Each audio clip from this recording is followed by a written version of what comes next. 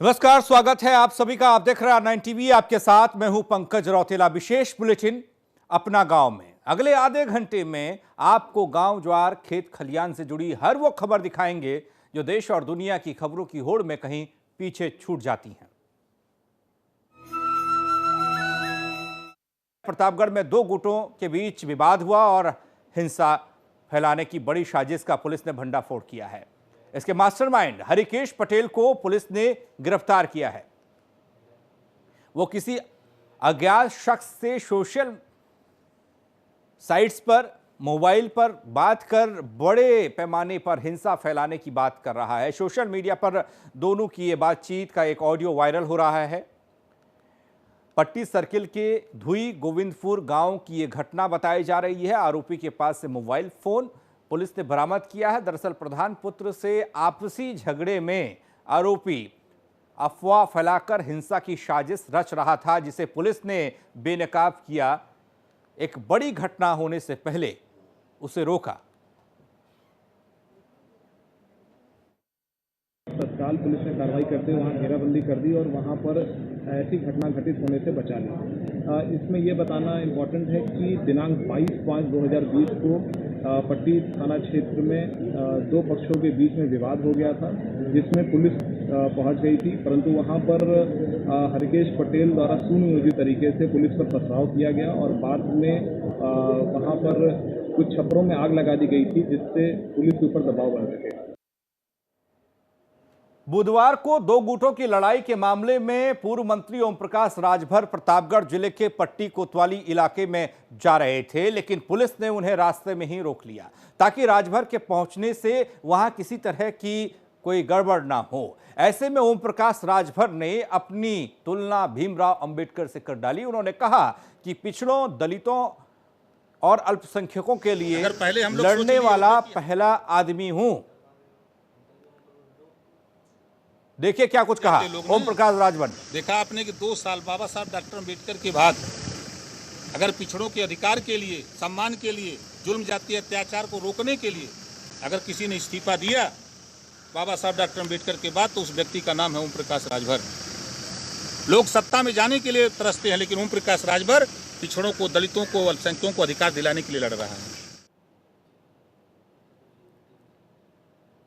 ओम प्रकाश राजभर ने अपनी तुलना भीमराव अंबेडकर से कर डाली। ये प्रतापगढ़ से खबर हम आपको बता रहे हैं। दो गुटों की लड़ाई में कूदे पूर्व मंत्री ओम प्रकाश राजभर। पुलिस ने रास्ते में ही उन्हें रोका और जब उन्हें रोका तो उनके शब्द क्या थे आपने सुना। ओम प्रकाश राजभर ने अपनी तुलना जिस तरीके से की है। देवानंद जुड़ रहे हमारे साथ, हमारे सहयोगी। देवानंद, जानना चाहेंगे आपसे ये पूरा मामला क्या है, कहां ओम प्रकाश राजभर जाना चाहते थे, कैसे पुलिस ने रोका? जी पंकज जी, आपको बताना चाहूंगा कि पट्टी कोतवाली क्षेत्र का धुई गांव इसमें राजनीति का अखाड़ा बन चुका है। 22 मई को यहाँ दो गुटों में विवाद होने के बाद इतने नेता राजनीतिक रोटी सेकने के लिए, आग में घी डालने के लिए गांव पहुंच रहे हैं कि पुलिस के लिए एक मुसीबत बन गई है। अभी कुछ ही दिन पहले 10 ददुआ का भतीजा जो राम सिंह पटेल है, जो कि पट्टी का यहाँ पूर्व विधायक भी रह चुका है सपा के टिकट पे, राम सिंह पटेल, उनके पिता बाल कुमार पटेल सहित लगभग 2 दर्जन गाड़ियों से लोग पहुंचे थे। तो उनको भी पुलिस ने रोका था। 80 लोगों पर पुलिस ने 144 का उल्लंघन और एकेडमिक एक्ट के उल्लंघन सहित तमाम गंभीर धाराओं में मुकदमा लिखा था। जी।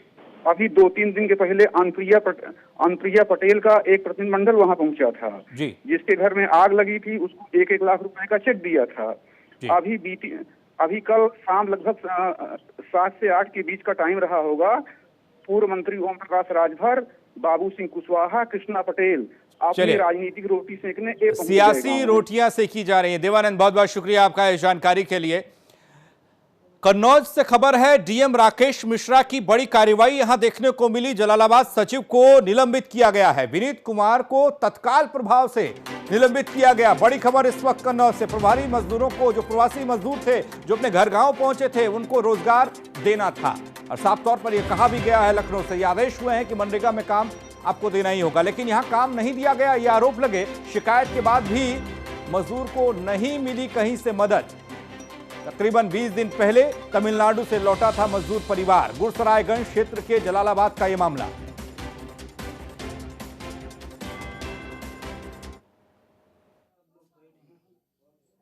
इसमें इस गांव के जो सेक्रेटरी विनीत कुमार थे, जो वीडियो ने जांच किया तो उसमें पाया कि इन्होंने काफ़ी लापरवाही बरती थी। जो लोग पात्र थे या जिनको आवश्यकता थी उनका कार्ड नहीं बनाया, उनके राशन कार्ड बनवाने में लापरवाही की और इनके श्री राम के यहाँ भी खाद्यान्न की समस्या थी। कई बार निर्देश के बावजूद भी इन लोगों ने गंभीरता से कार्रवाई नहीं किया, तो मुझे लगा कि ये गंभीर लापरवाही इनके द्वारा की गई, इसलिए इनको आज तत्काल प्रभाव से निलंबित कर दिया गया। जुड़ रहे हमारे साथ हमारे सहयोगी कन्नौज से अमित, जल्दी से घटना जानना चाहेंगे, कहां पर काम नहीं दिया गया, यह परिवार कहां से यहां पहुंचा, कितने दिन इस परिवार को हुए? दिन पूर्व ये परिवार कन्नौज आया था तमिलनाडु से। वहाँ पर जो परिवार का मुखिया था वहाँ पर एक आइसक्रीम बेचने का काम करता था, तो वहाँ पर रोजगार चला गया। जिसके बाद ये यहाँ पर आया था और जब यहाँ पर आया था तो इसको जो बेसिक सुविधाएं होती हैं वो डीएम द्वारा प्रोवाइड कराई गई थी, लेकिन वो राशन कुछ दिन चला और उसके बाद कुछ दिन बाद खत्म हो गया था। जिसके बाद लगातार इस परिवार का मुखिया यहाँ के प्रधान सचिवों से टच में था कि मुझको रोजगार दिला दी जाए, मुझको बहुत सारी समस्या हो रही है, परिवार में बच्चे बीमार भी होने लगे थे, भूख के कारण कई और समस्याएं खड़ी होने लगी थी। यहाँ तक कि ये हुआ था कि जो महिला थी उसने अपने पुश्तैनी गहने तक बेच दिए थे क्योंकि बच्चे बीमार भी थे, बच्चे भूखे भी थे। इसके बाद डीएम कन्नौज ने खबर का संज्ञान लिया है और यहाँ पर एक बड़ी कार्रवाई की है, तत्काल प्रभाव से उसको निलंबित कर दिया गया है। चलिए, बहुत बहुत शुक्रिया आपका अमित इस जानकारी के लिए।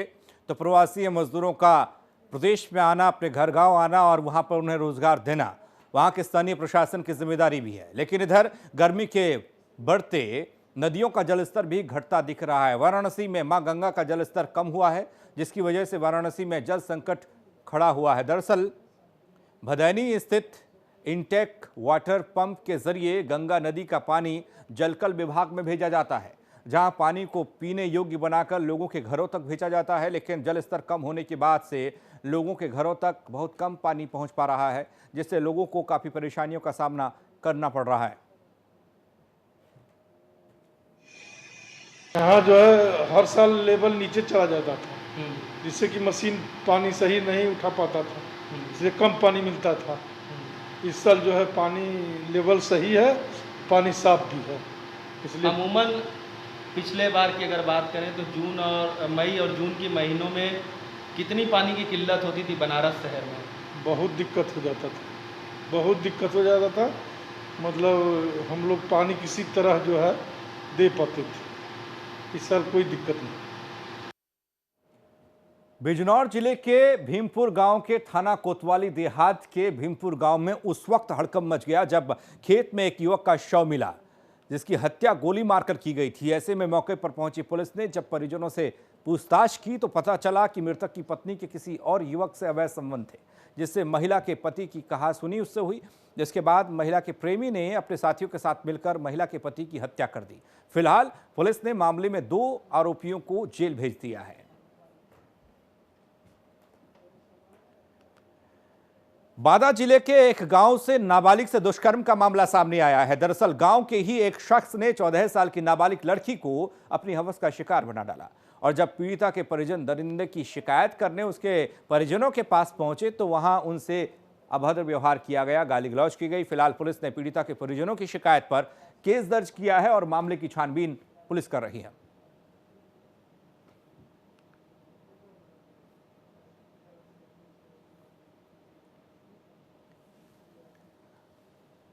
शिकायत करने पर दरिंदे ने की गाली गलौज, परिजनों ने पुलिस से शिकायत की है। पुलिस इस पूरे मामले की छानबीन कर रही है। आरोपी के खिलाफ पुलिस ने मुकदमा दर्ज किया है। मामले की छानबीन में पुलिस जुटी है, लेकिन खबर ये कि वहशी ने नाबालिग से किया दुष्कर्म।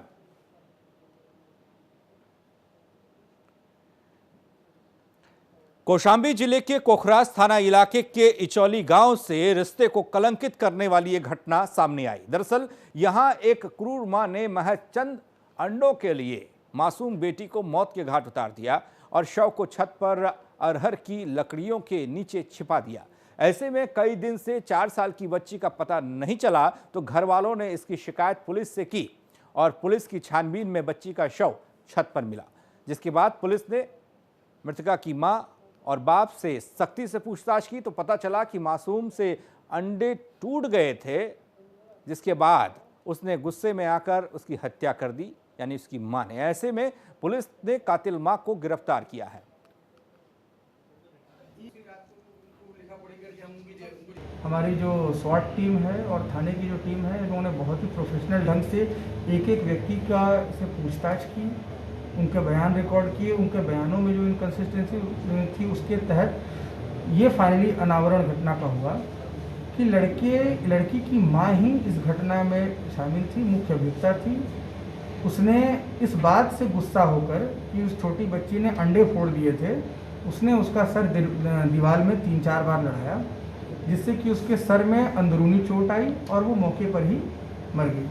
और आगे की जो कानूनी कार्रवाई है इसमें हम लोग कर रहे हैं। लखीमपुर खीरी में मुख्य विकास अधिकारी के द्वारा चलाए गए ऑपरेशन चतुर्भुज से लोगों को एक और जहां मजदूरों को रोजगार मिल रहा है, वहीं दूसरी ओर लंबे अरसे से अवैध कब्जे किए हुए चकमार खाली कराए गए हैं, जिनसे किसानों को खेतों तक अब सुगम रास्ता मिल रहा है। R9 की टीम ने ऑपरेशन चतुर्भुज के बारे में जानना चाहा तो मुख्य विकास अधिकारी अरविंद सिंह ने क्या कहा वो आपको दिखा रहे हैं।